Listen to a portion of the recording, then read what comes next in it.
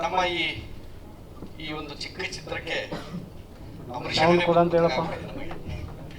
ಇವ್ರು ಹೇಳ್ತಿದ್ರು ಬೈದೇ ಶುರು ಮಾಡ್ತಾರಲ್ಲ ಮಾತು ಅಂತ. ನಾನು ಒಂದು ಮಾತು ಬಯಸ್ಕೊಂಡಿದ್ದೀನಿ, ಅದು ಬೈಗಳ ಹತ್ರ ಇರಲ್ಲ.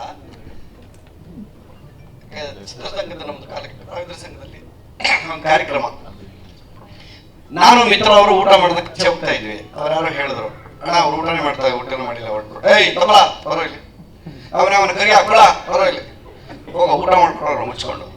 ನಾವು ಏನು ಮಾತಾಡ್ಲಿಲ್ಲ, ಇಲ್ಲಿ ಬರೀ ತರ ಸೈಡಲ್ಲಿ ಹೋಗ್ಬಿಟ್ಟು ಊಟ ಮಾಡ್ಕೊಂಡು ಬರುವಾಗ ಒಂದು ನಮಸ್ಕಾರ ಮಾಡೋದು ನೋಡಿ.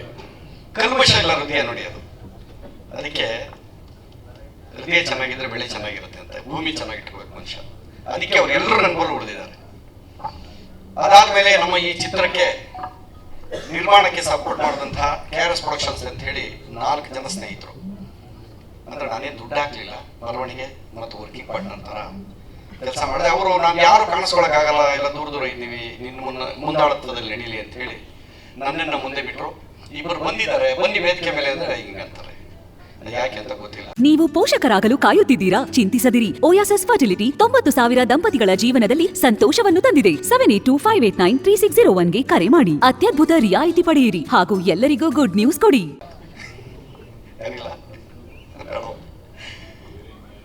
ಅವರು ಆ 4 ಜನ, ಅವ್ರ 3 ಜನ ಸೇರಿ ನಮ್ಗೆ ಸಪೋರ್ಟ್ ಮಾಡಿದ್ರಿಂದ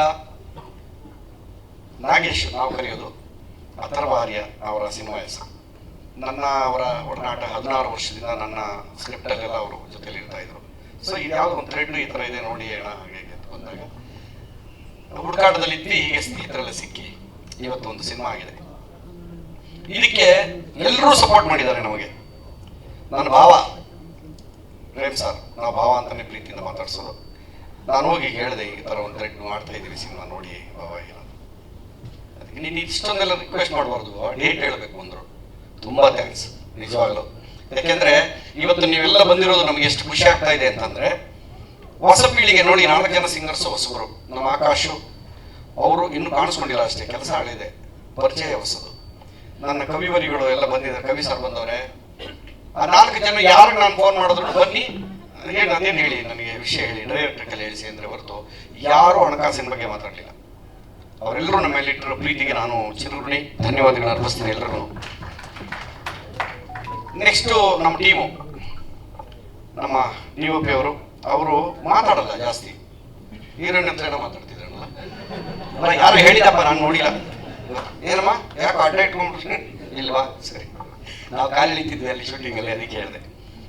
ಅವ್ರ ಟೀಮು ರಾಜು ಮತ್ತೆ ಇವರ ಸಂಗಡಿಗರು ಯಾರಿದ್ರು ಎಲ್ಲರೂ ನಮಗೆ ಸಮಯದ ಬಗ್ಗೆ ಆಗಲಿ ಏನು ಯಾವುದು ಒತ್ತಡ ಕೊಟ್ಟಿಲ್ಲ ನಮಗೆ. ಅಷ್ಟು ಚೆನ್ನಾಗಿ ಸಪೋರ್ಟ್ ಮಾಡಿದ್ದೀರಿ.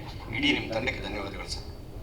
ನಮ್ಮ ಟೀಮ್ ಹುಡುಗರೆಲ್ಲ ನಿಂತಿದ್ದಾರೆ ಇಲ್ಲಿ, ಸಪೋರ್ಟರ್ಸ್, ಅಸೋಸಿಯೇಟ್, ಅಸಿಸ್ಟೆಂಟ್ ಡೈರೆಕ್ಟರ್ಗಳೆಲ್ಲ, ಎಲ್ಲರ ಸಹಾಯದಿಂದ ಒಂದು ಕೆಲಸ ಆಗಕ್ಕೆ ಸಾಧ್ಯ. ಆದ್ರಿಂದ ನಿಮ್ಮೆಲ್ಲರಿಗೂ ಮತ್ತೆ ನಮ್ಮ ಸ್ನೇಹಿತರೆಲ್ಲ ಬಂದಿದ್ದಾರೆ ಸುಮಾರು ಜನ ಹಾರೈಸೋದಕ್ಕೋಸ್ಕರ. ಪರಿಚಯ ಇದ್ದವರು, ಪರಿಚಯ ಇರೋರು, ಸ್ನೇಹಿತರ ಜೊತೆ ಬಂದಿರೋರು ಎಲ್ರಿಗೂ ನಮ್ಮ ತಂಡದ ಪರವಾಗಿ ಧನ್ಯವಾದ ಹೇಳ್ತೀನಿ.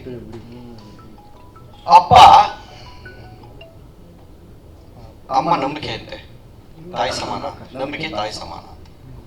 ಅಪ್ಪ ಧೈರ್ಯ, ಹೋಗೋಣ ನಿಂದಿನಿ ಅಂತ ಹೇಳ್ತಾರೆ ಫಸ್ಟ್. ಅಪ್ಪನ ಬಗ್ಗೆ ಮಾತಾಡೋದು ಅಂದ್ರೆ ಅದು ಅಪಾರ, ಆದ್ರಿಂದ ಮಾತಾಡೋದು ತುಂಬಾ ಕಷ್ಟ, ತುಂಬಾ ತೂಕದ ಪದ. ನನ್ನ ಗುರುಗಳು ಹೇಳ್ತಾ ಇದ್ರು, ಚಿಕ್ಕ ಚಿಕ್ಕ ಪದಗಳಾದ್ರಿಂದ ಅದು ವೇಟ್ ಜಾಸ್ತಿ ಅಂತ. ಕಾಸು ಅದರಿಂದ ಹೋದ್ರೆ ಸುಖ ಕಳ್ಕೊಂಡ್ಬಿಡ್ತೀವಿ. ಅಪ್ಪ ತೂಕದ ವಸ್ತು, ಅಮ್ಮ ತೂಕ, ಆಕಾಶ. ಈ ಚಿಕ್ಕ ಅಕ್ಷರಗಳಿದ್ದಾಗ 2 ಅಕ್ಷರ ಅಂತ ಅನ್ಕೋಬಹುದು, ಅದ್ರ ಮಹತ್ವ ತುಂಬಾ ಇರುತ್ತೆ. ಆ ಬೀಜಾಕ್ಷರಗಳು ತುಂಬಾ ಪವರ್ಫುಲ್ ಆಗಿರುವಂಥವು. ಅಪ್ಪ ಅಂದ್ರೆ ತೂಕ, ಅದ್ರ ಬಗ್ಗೆ ನಾವು ಮಾತಾಡಕ್ಕಾಗಲ್ಲ.